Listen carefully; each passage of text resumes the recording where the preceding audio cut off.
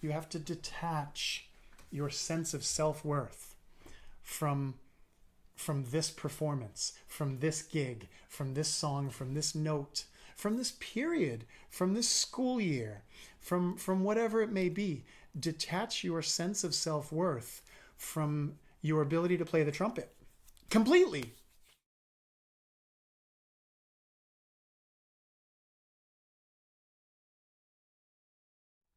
Any advice for getting through major embouchure issues? I'm sorry that I would love to help you with that, but that's way too vague of a question and way too large and long of a response. But I will offer you this: no matter what your embouchure issues are, it's a technical thing or it's just a physical thing. It's a code you've yet to crack. It's a feeling of comfort that is yet to be developed. It's something extremely achievable that you've yet to achieve on a consistent basis. Maybe there have been flashes of inspiration that led you to feel like it was the right thing for you to change your embouchure or whatever. It's something physical that can be worked on with a very thoughtful process of self-awareness and a determined and focused, structured path to fixing those things. Practice, routine, whatever. But practice just doesn't have enough weight. You got to figure out what it is that you need to change, that you want to change about your playing, and go about changing it. But all the while, here's the advice: be kind to yourself. Be kind to yourself. Embouchure problems make people absolutely fucking neurotic. It turns perfectly good, reasonable, happy people into miserable shadows of themselves. Because why? Because a lot of times our ego is afforded too much weight.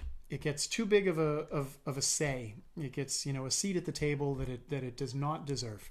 And when the ego feels bad about what's going on, feels bad about the playing, feels bad about not being able to make it through the concerto, feels bad about not being able to hit that ta-da note, feels bad about not really expressing themselves fluently through the whole set of changes, or just physical things, anything that makes the ego feel threatened or feel bad, any of those things, when the ego is in that type of situation, if you've attached your sense of self, your self-image, if your ego identifies as a trumpet player, and of course your ego wants to be known as a great trumpet player, but what you're feeling or what you're hearing doesn't match up, then your ego is, unless you've done a good amount of work, unless you were raised in a healthy way, and or have done a whole bunch of other emotional work, you're going to be miserable because having embouchure problems means you have a problem. There's not just something wrong with your technique at this moment, there's something wrong with you. And if that's what you feel like your ego is experiencing or telling you, then that's a really big problem. And it's really hard to make the physical changes. It's hard to be a scientist and gather data, gather valuable information about the cause and effect of what you've just done. And formulate a new plan about how to move forward. It's very difficult to actually make the changes that will bring that feeling that you so desperately want when you're in the middle of experiencing an emotional response that's overwhelming and that's sort of masochistic. When your ego is saying, you're a failure because of your embouchure problems. That's the whole time you're playing. If you're like, ah, fuck.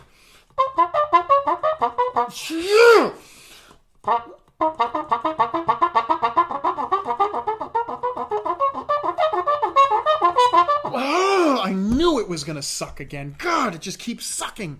Fuck. If you're having these emotional responses, then you're not thinking clearly. You're not feeling clearly. You're not going to be open for the information about what you're doing. What are you actually physically doing, and why isn't it working? Well, you don't know, because you're not even aware of what you're physically doing. You're just involved in an emotional response. My chops are failing. Fuck! Wait, why are my chops failing? You can't just stop and ask yourself that if you're in the middle of an emotional response, right? So the first thing you got to do is just get control of your emotional state and remind yourself, I do not define myself as a trumpet player. That's not it. I am a person, a being of love, a son, an uncle, a boyfriend, a girlfriend, I am a person with dreams and aspirations, and I play the trumpet. And right now I'm having a problem with my embouchure. And I'm going to systematically do what I can to fix those things. I'm going to take lots of notes, and I'm going to try to find patterns, and I'm going to try to see where the more obvious things pop out as things that I should probably take a look at in my technique, things I should change or experiment with.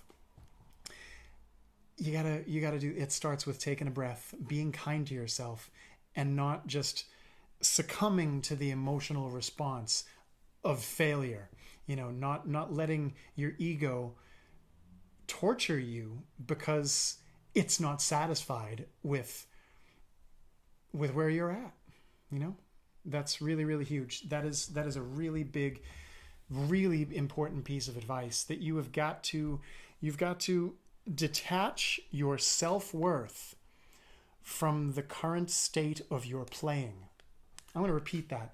You have to detach your sense of self-worth from this performance, from this gig, from this song, from this note, from this period, from this school year, from whatever it may be. Detach your sense of self-worth from your ability to play the trumpet completely. Focus on being happy with how you're developing yourself. And then you can be a perfectly happy person who maybe isn't playing the trumpet very well right now, but you can work on that. And a person who has control of their emotional state can do lots of great work on the technical side of things. That's what's up. Eventually the day will come when your best days are behind you. I don't know exactly when it was for Dizzy, but Dizzy went from being the baddest trumpet player on the planet to at some point, he became an old man where you got to kind of listen through. You got to listen to hear the thought, hear the idea, listen through the cracks and the noodles and to hear the idea.